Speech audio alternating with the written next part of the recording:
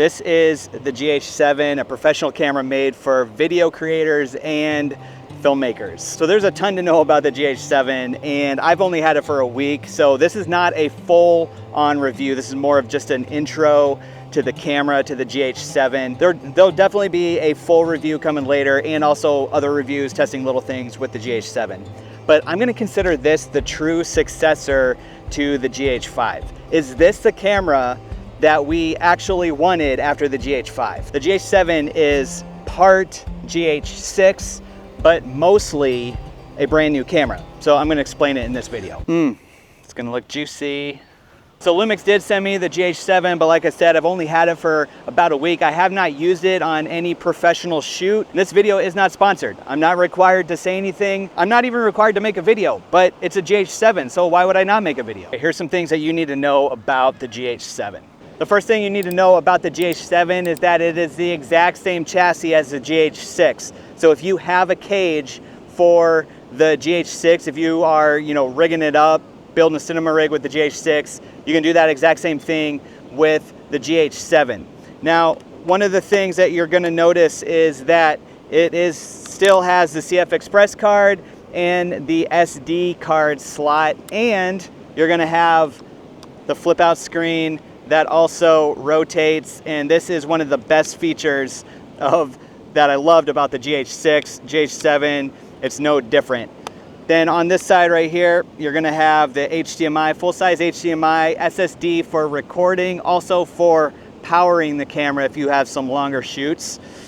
And then you have obviously headphone jack, mic jack, and all of the same buttons, front record button, everything's the same as the GH6. You also have that micro four thirds sensor in there, and this is a brand new sensor for this camera for the GH7. The GH6 did not have the hybrid phase autofocus. The GH7 has that hybrid phase detect autofocus like the G9 II. So basically, this is the G9 II sensor in this camera, especially when it comes to any type of photography settings. Now, one of the major differences you're gonna find with the GH7 compared to the GH6 comes in some of the video modes, which I'm gonna get to in just a sec. But let me go back to the autofocus. The autofocus features some new settings. First of all, with that hybrid phase detect autofocus, you have had the human and animal detect, eye detect in those different settings.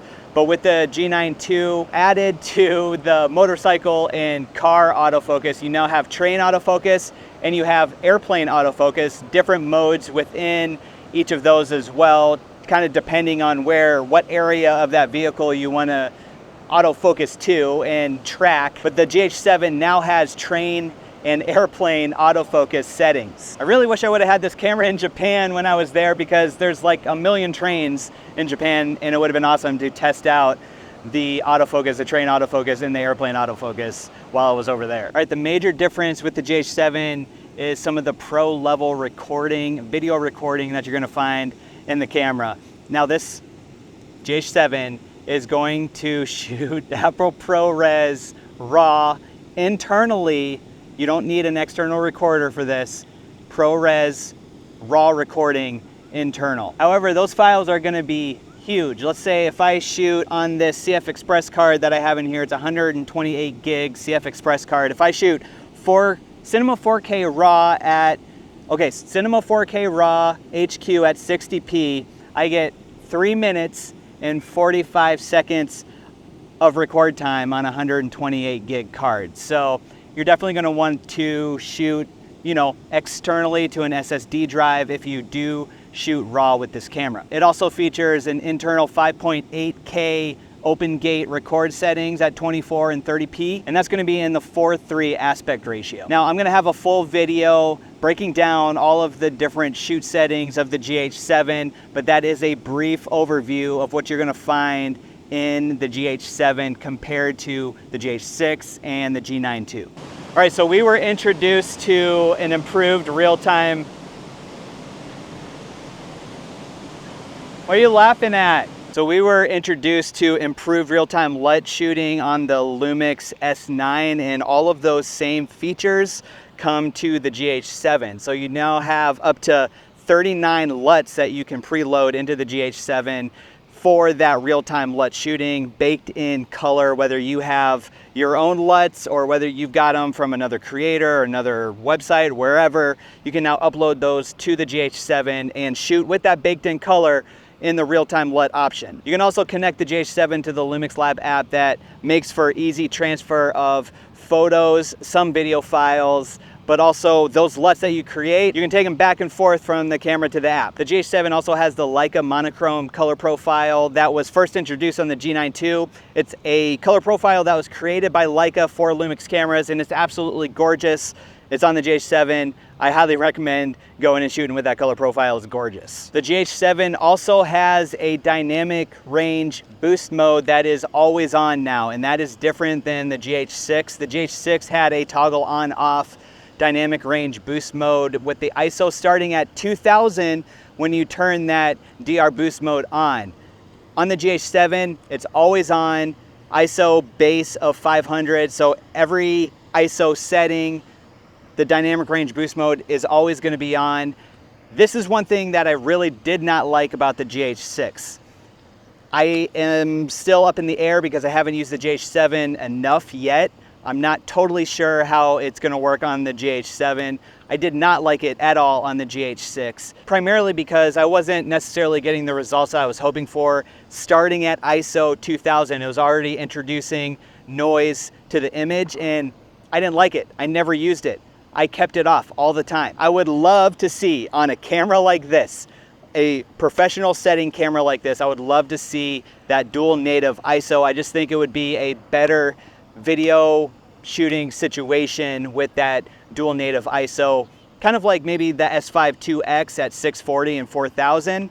That might be a good range, maybe 500 and 2000, somewhere in there. But that dual native, I would love to see it on these cameras. I do not like the DR boost mode. I never liked it on the GH6, still up in the air on the GH7, but I do like that it starts at a lower ISO. On the GH7, you're gonna find all of the pro video tools that you have on all the other Lumix cameras. Whoa, that was a car backfiring. So on the GH7, you're gonna have all of the pro video tools that you have on all the other Lumix cameras. So things like waveform, vector scope, you're gonna have focus peaking, zebra stripes, histogram, you're gonna have frame markers, you're gonna have the red record marker. So all the pro video tools that you would normally find in a Lumix camera, the GH7 is no different. All of them are gonna be there, making the need for an external monitor, you won't actually need it. You can shoot just like this with the swivel screen and you'll be totally fine. Wow, this looks so good. One of the things I keep doing is I always hit the audio button. I don't hit the record button. I always hit the audio button and then it goes to like audio settings. So with the GH7, you also have what, you know, the firmware update of the S5 II, S5 IIX of, you know, proxy recording and, you know, integration with Frame.io. And so it makes it super easy. If you have a remote editor somewhere, you can just send those files straight from camera to Frame.io to your remote editor. If you are shooting with a real-time LUT, it is only going to send the vlog files. But the integration with Frame.io is a great feature with these Lumix cameras. I'm glad that it's on the GH7. Proxy recording, internal proxy recording, or SSD proxy recording is a great feature to have, a great professional feature to have on these cameras. Okay, that's good. So all these pro features on the GH7, pro video features on the GH7, you're gonna get for around the price of $21.99 when it comes out, and I believe that's just gonna be the body only. $21.99 for all of those features. Honestly, kind of feel like that's a pretty good deal. Yes, it is Micro Four Thirds. It's not full frame, you know, full frame's all the rage right now, but $21.99 US for really a hybrid cinema camera, I think is a pretty good deal. Finally, we have this camera with the autofocus. And I know that's not like everything, right? I know there's a lot of you that say you don't need autofocus, but for making content like this, the autofocus is very, very nice to have. And if you don't have a focus puller or anything like that, the autofocus is really nice to have. So I'm so glad it's on the GH7. Now make sure you subscribe to the channel because I'm gonna have a lot more coming out about the GH7 in the near future. I'll have a much better review video coming out after I can use it a little bit more, maybe on some professional shoots, and just play around with it, get to know the settings a lot better. So that's just a brief look at the GH7 in this video. Let me know what you think about it, about the GH7 down in the comments, and we can get a conversation started down there. Oh my gosh, I'm like stepping in holes.